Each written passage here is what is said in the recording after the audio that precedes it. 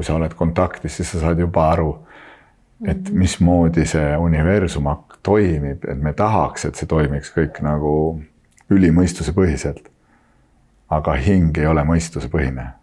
Hing on energia, on ju. Hingena me tuleme siia, energiana me tuleme, energiana me läheme ja kõik vahepeal on ka energia muutumine. Millises energias sa oled? Positiivses, raskes energias või kerges? Kerge liigub kiiresti, vabalt, on ju, ja kergelt.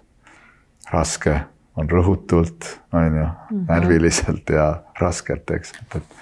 Et nagu, ja kui sa selle pihta saad endas, sest et pihta sa saad sa siis, kui sa lõdvestud ja sa hakkad tajuma asju teistmoodi.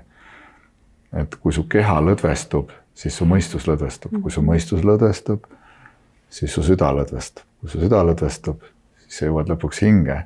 Kui sa hinge jõuad, siis sa hakkad nägema täiesti teistsuguseid, tundma tähendab vale, nägemine vale asi, tundma, kuidas see universum päriselt toimib.